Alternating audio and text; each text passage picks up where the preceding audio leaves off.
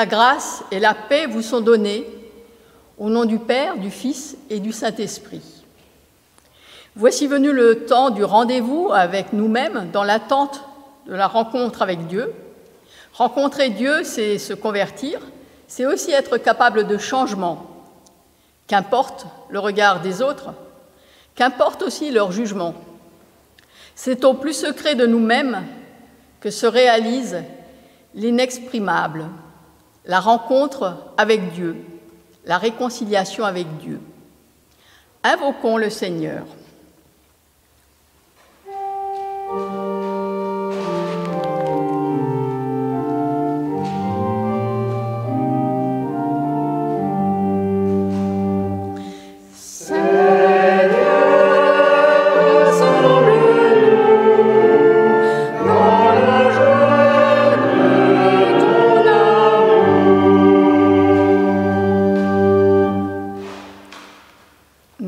Maintenant les paroles du psaume 63, les versets 2 à 9.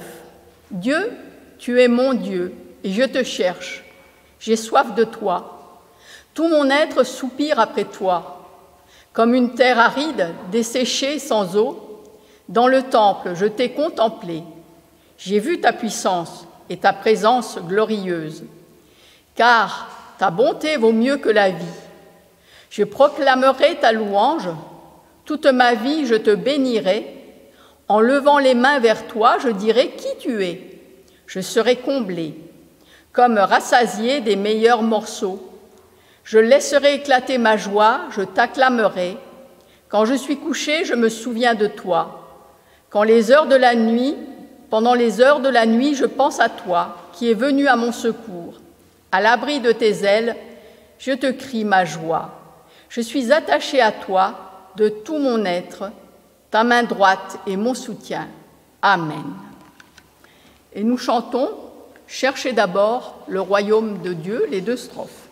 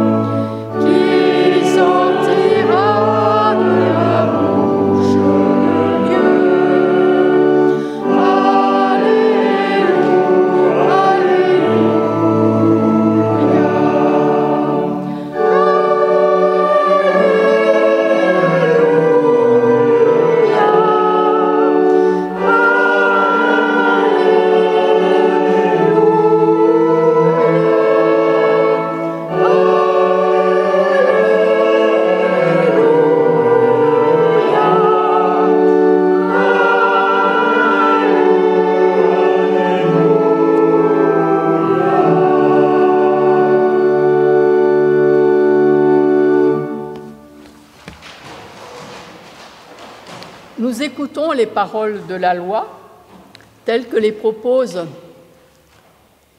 Paul dans l'Épître aux Romains, au chapitre 12, les versets 9 à 12. Que votre amour soit sincère, détestez le mal, attachez-vous au bien.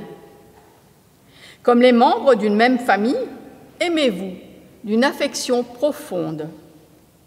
Mettez un point d'honneur à vous respecter les uns les autres. Ayez un esprit plein d'ardeur, ici et maintenant. Soyez prêts à servir. Servez le Seigneur avec un cœur plein d'ardeur. Réjouissez-vous à cause de votre espérance. Soyez patients dans la détresse. Priez avec fidélité. Venez en aide à vos frères et sœurs dans le besoin.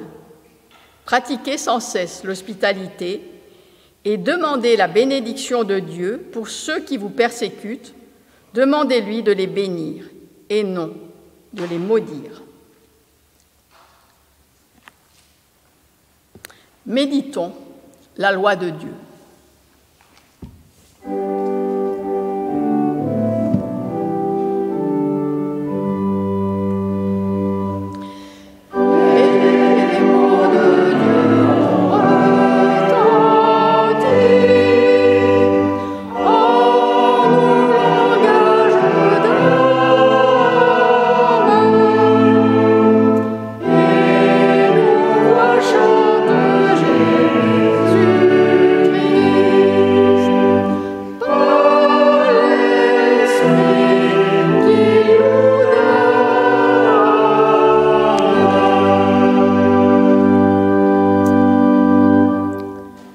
Confessons nos péchés. Seigneur Dieu, quand nous oublions que tu es tendresse pour le monde, prends pitié de nous. Ô Christ, quand ta parole n'est plus pour nous l'espérance qui anime notre cœur, prends pitié de nous. Esprit Saint, quand nos multiples occupations nous font oublier ta vivifiante présence, prends pitié de nous. Seigneur, aie pitié.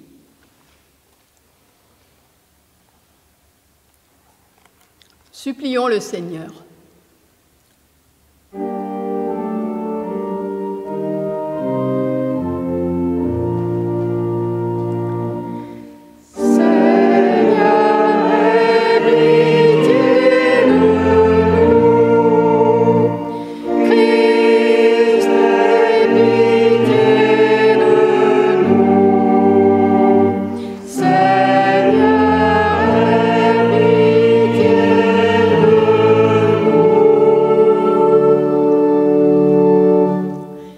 Recevons les paroles de grâce de notre Dieu. Dieu a posé sur chacun et sur chacune de nous un regard d'amour, un regard de Père. Il accueille votre repentance. Il vous invite à vivre avec lui tous les jours son pardon et son amour. Rendons grâce à notre Dieu.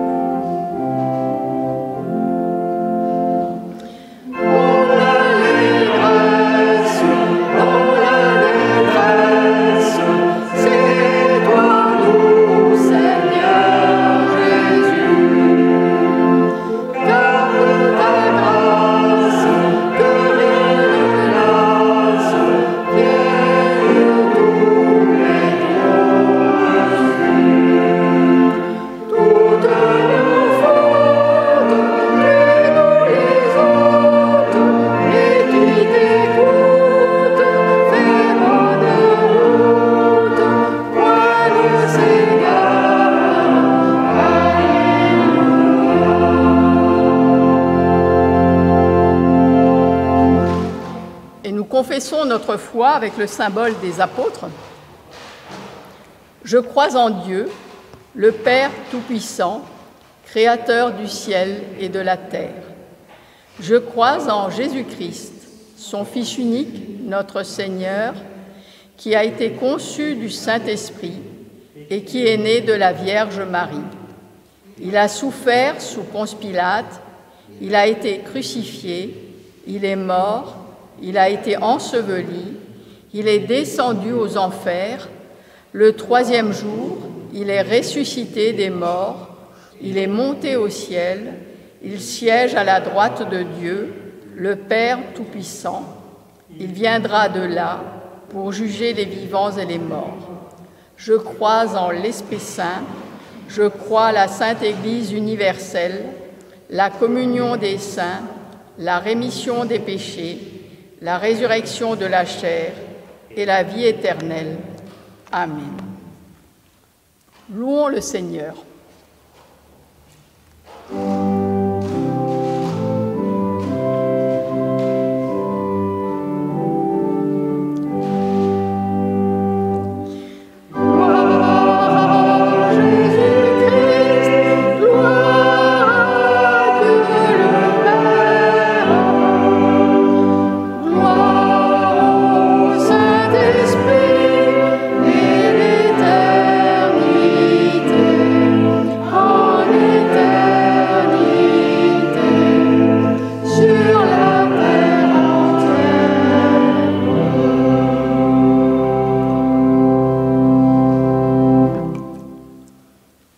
Prions.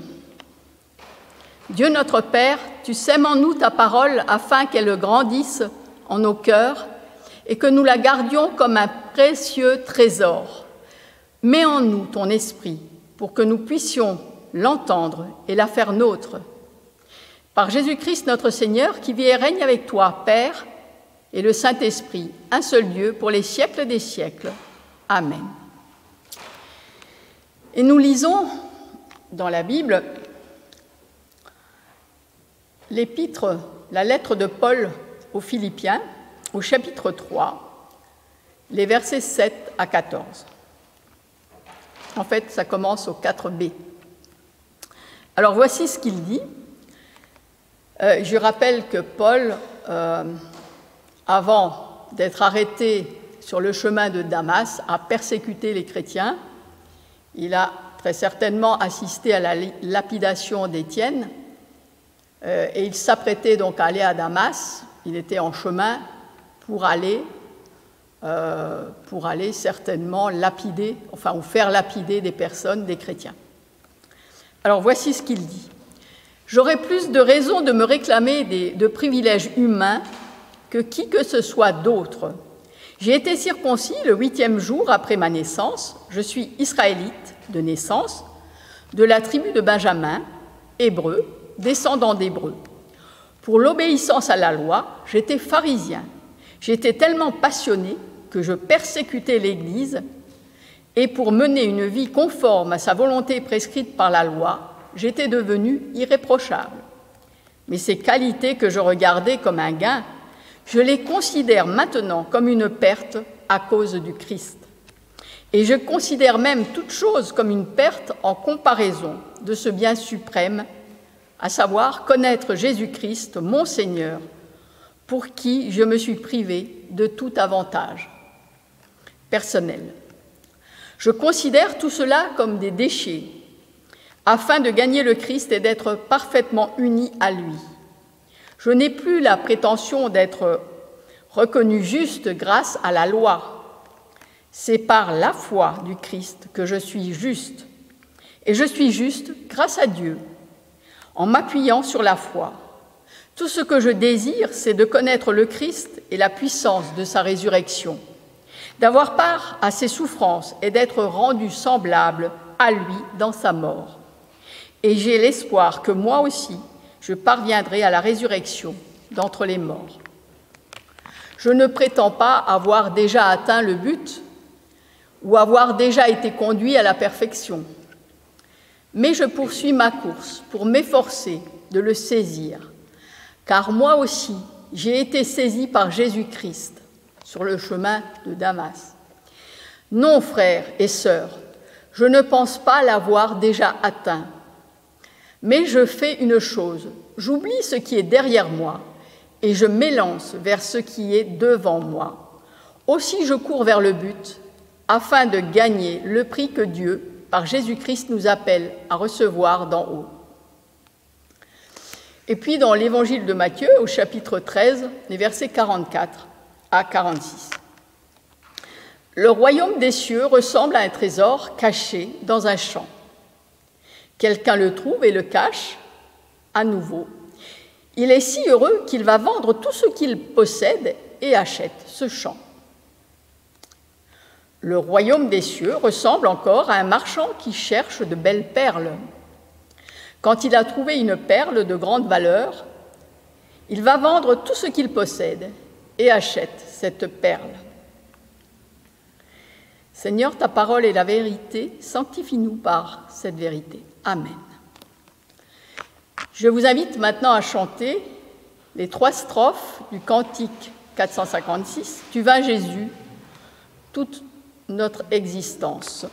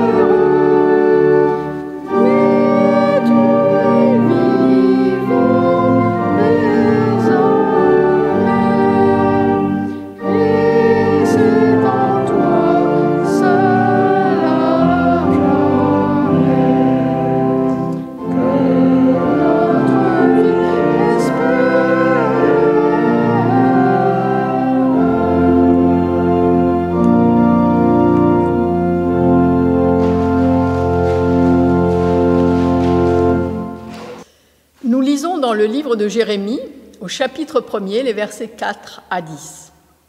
Et voici ce que dit Jérémie. « La parole du Seigneur me fut adressée ainsi. Je te connaissais avant même de t'avoir façonné dans le ventre de ta mère.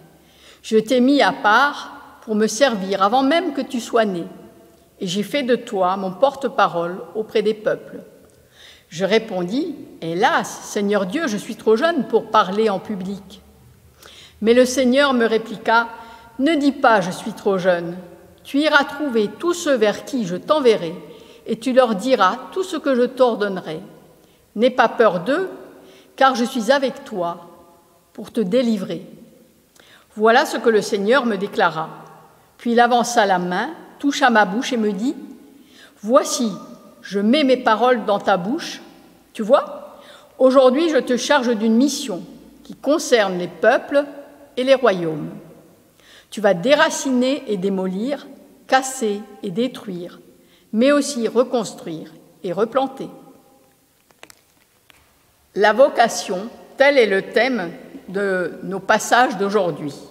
Si nous regardons dans un dictionnaire, le Petit Larousse par exemple, à la définition du mot vocation, nous trouvons, entre autres ce vocable, destination naturelle de l'homme, et ensuite, comme exemple, la vocation d'une personne à entrer dans les ordres religieux, comme prêtre ou moine. On pourrait ajouter aussi comme exemple la vocation, celle du médecin, du soignant. Mais cette définition va tout à fait à l'encontre de la vocation, telle qu'elle est définie dans nos textes d'aujourd'hui. Nous apprenons que ce n'est pas l'homme qui choisit sa vocation en fonction de sa destination naturelle, mais que c'est Dieu qui choisit l'homme, comme il a choisi Israël, comme il a choisi l'Église, comme il a choisi chacun d'entre nous. C'est lui qui lui donne sa destination, sa vocation. La vocation divine n'a rien à voir avec le penchant naturel de l'homme. C'est Dieu qui met en nous les trésors qui feront de nous ce que nous sommes, qui nous donneront de l'épaisseur, de la consistance, de la présence au monde. Chez l'apôtre Paul, comme chez Jérémie, leur penchant naturel ne les conduisait pas. L'un, Paul, a confessé Jésus-Christ et a consacré sa vie entière à faire connaître sa parole à travers l'Empire romain, à ses risques et périls. Et l'autre, Jérémie, a annoncé à travers le royaume de Juda la parole de Dieu, parole redoutable qui lui annonce sans embâche dans un premier temps « Aujourd'hui, je te charge d'une mission qui concerne les peuples et les royaumes. Tu vas déraciner et démolir, casser et détruire, mais aussi reconstruire et replanter. » Si Paul, brutalement arrêté par cette vision divine qu'il a eue sur le chemin de Damas, comprend immédiatement qu'il a fait fausse route, jusque-là dans sa vie, et change radicalement d'orientation, il n'en va pas de même pour Jérémie. Tout d'abord, comme d'autres avant lui, tels Abraham, Moïse, Gédéon, Jonas et quelques autres encore, il résiste et argumente. « Mais je suis trop jeune, Seigneur, trop jeune. » Est-ce à dire qu'il n'avait pas encore atteint la majorité de 30 ans pour participer à la vie publique, comme c'était le cas à ce moment-là, ou alors qu'il se sentait trop immature, inexpérimenté, fragile, ou alors, on le comprendra aisément, qu'il s'est senti écrasé par cette mission. Il faut dire que casser et détruire, déraciner et démolir, et ensuite reconstruire et replanter, c'est tout un programme qui peut faire peur à un jeune homme. Après tout, il était fils de sacrificateur, mais être fils de sacrificateur, comme on peut être fils ou fille de pasteur, donne-t-il la compétence et la force pour annoncer la parole de Dieu? En l'occurrence, annoncer la parole de Dieu dans ce contexte de crise politique et spirituelle, comme en connaissait Juda et Israël à l'époque, avec toutes les oppositions que l'on peut imaginer venant des religieux eux-mêmes, des faux prophètes, des autorités politiques et du roi, dans l'environnement international avec comme grande puissance, pas toujours bien disposée et voire parfois même hostile, autour de soi comme Babylone et l'Égypte, Il fallait oser. D'autant qu'il s'agissait pour Jérémie d'un combat long de 40 années. 40 années, c'est le temps d'une génération, le temps d'une vie. Oui, il fallait du courage et de la volonté. En fait, prenons notre propre vie. Qui de nous aurait osé même naître s'il avait su ce que lui réservait la vie? Et pourtant, nous sommes là, tous bien vivants. Pour certains d'entre vous, vous n'avez pas été épargnés par les crises et les guerres. Peut-être pas, ou peut-être, je ne sais pas, par la Deuxième Guerre mondiale, les guerres de décolonisation que certains ont fait parmi vous, la guerre froide et tout dernièrement par la crise mondiale de la Covid-19, également par des crises et des épreuves dans votre vie familiale, professionnelle ou sociale. Alors, qu'est-ce qui fait que l'on tienne et que l'on garde foi dans le présent et dans l'avenir, et que l'on ne cède pas au découragement, à la dépression? Qu'est-ce qui fait courir, en fait, l'apôtre Paul? C'est la foi en Dieu. C'est par la foi, dit-il, du Christ que je suis juste, la foi en Christ. Et je suis juste grâce à Dieu, en m'appuyant sur la foi. Tout ce que je désire, c'est de connaître le Christ et la puissance de sa résurrection. Voici ce qu'il a écrit. C'est aussi la foi en Dieu et en sa parole qui a mis en marche Jérémie, malgré sa jeunesse. Cette parole dite à Jérémie et à chacune et à chacun d'entre nous, « N'aie pas peur, je suis avec toi pour te délivrer ». Ou la foi en cette parole qu'il a dite en Gédéon, qui battait du froment dans le pressoir d'Ophra, et à qui Dieu demande, à une époque où il n'y avait pas encore de roi en Israël, il lui demande d'être juge en Israël.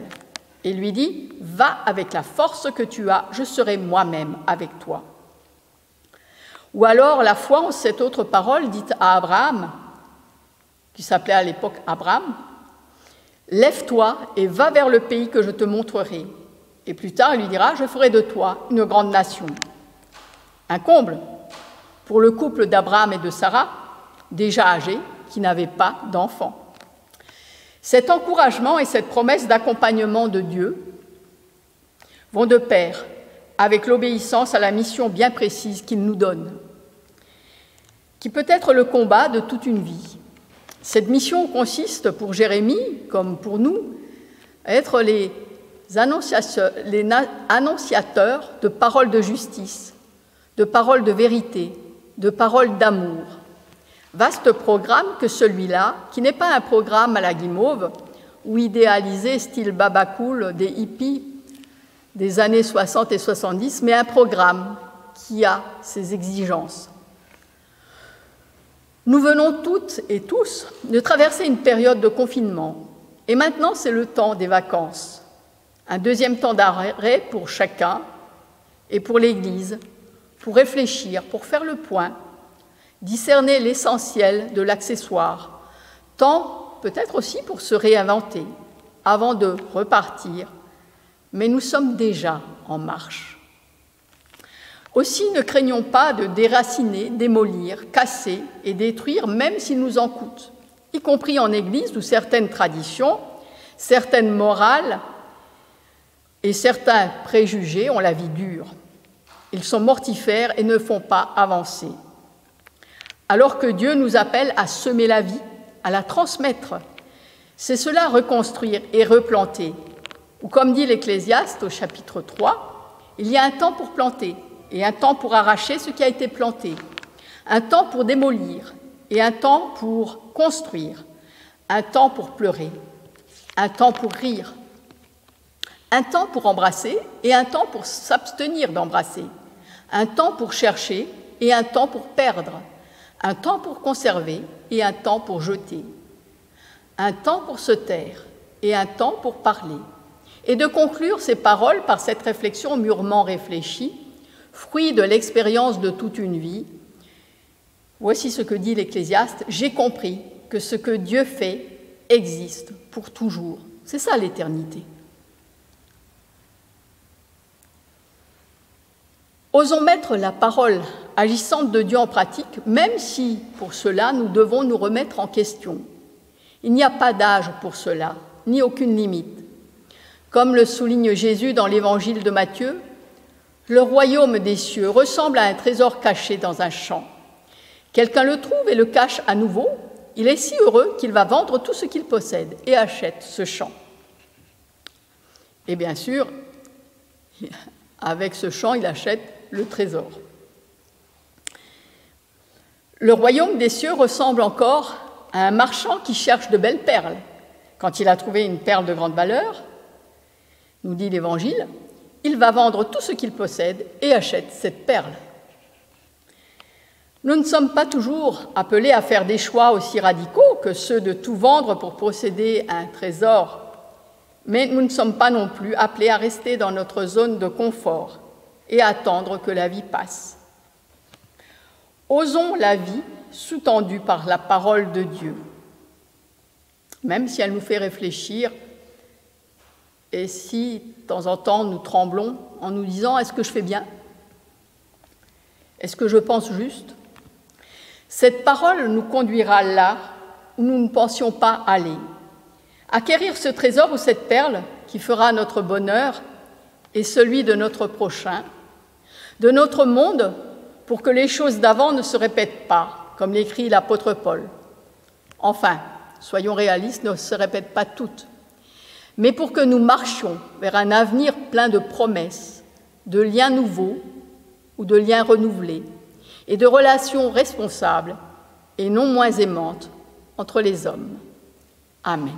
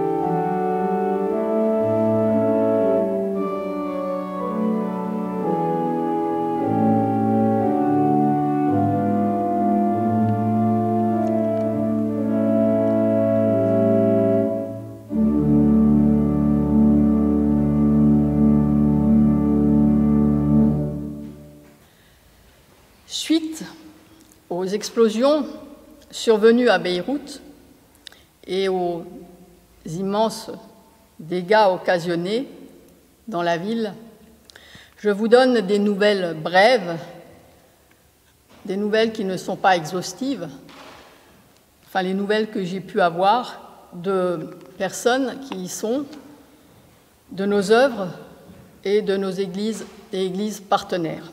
Alors tout d'abord, Madame Annie Bougikanian, présidente de l'Action chrétienne en Orient et du Fellowship de Beyrouth, a été blessée.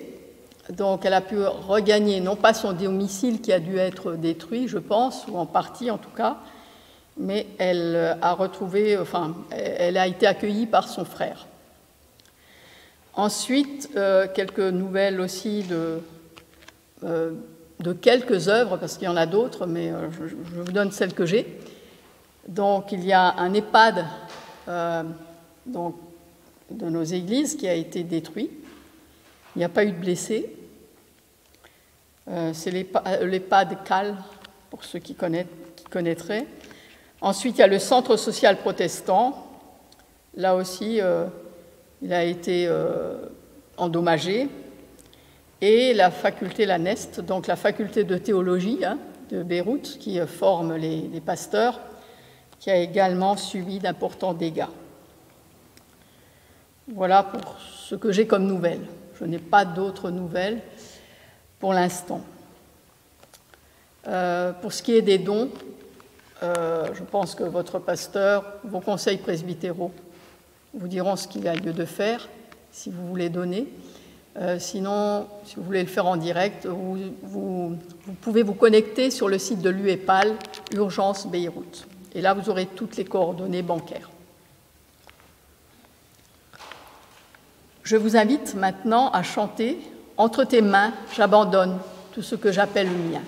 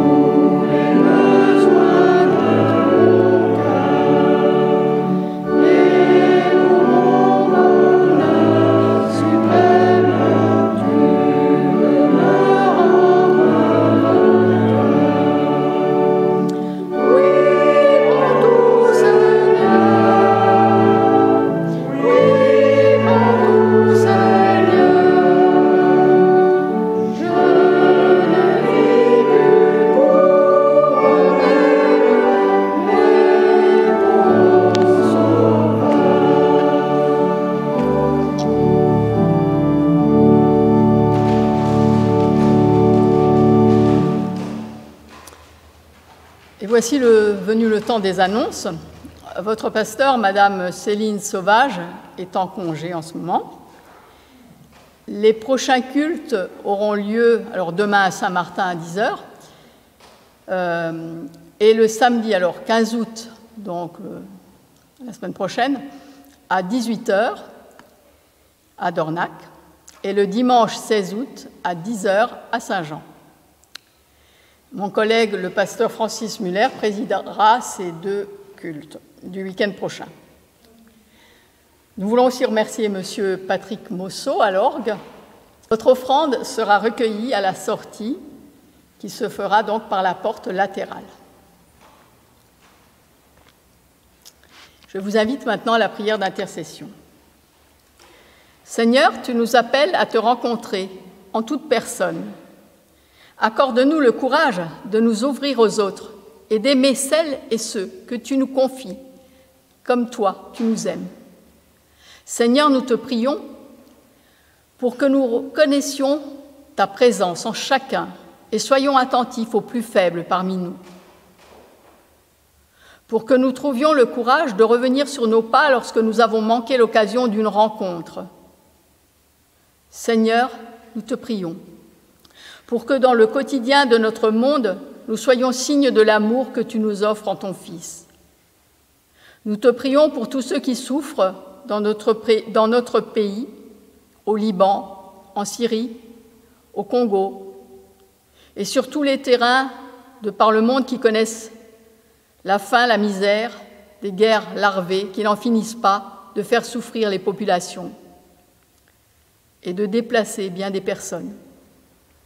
Que ton amour les porte et les accompagne, et accompagne aussi ceux qui sont là pour les aider.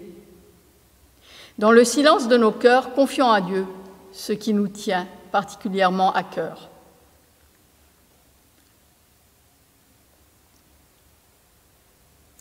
Seigneur Dieu, nous te rendons grâce pour ton Fils, qui a tracé dans ce monde déchiré, dans un monde qui se cherche, un chemin de confiance et d'amour.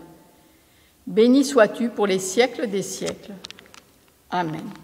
Et ensemble, je vous invite à prier « Notre Père qui es aux cieux, que ton nom soit sanctifié, que ton règne vienne, que ta volonté soit faite sur la terre comme au ciel. Donne-nous aujourd'hui notre pain de ce jour. Pardonne-nous nos offenses, comme nous pardonnons aussi à ceux qui nous ont offensés, et ne nous laisse pas entrer en tentation, mais délivre-nous du mal, car c'est à toi qu'appartiennent le règne, la puissance et la gloire, pour les siècles des siècles. Amen. Et je vous demanderai de vous lever pour recevoir le mot d'ordre pour cette semaine. À qui l'on aura beaucoup donné, on demandera beaucoup. À qui l'on a beaucoup confié, on réclamera davantage. Cette parole est tirée de Luc, de l'évangile de Luc, chapitre 12, verset 48. Et nous recevons maintenant la bénédiction de Dieu. Que le Seigneur nous bénisse et nous protège. Que le Seigneur fasse briller sur nous la lumière de sa face et nous manifeste sa grâce. Que le Seigneur nous montre sa bienveillance et nous accorde sa paix. Allons dans la paix du Christ.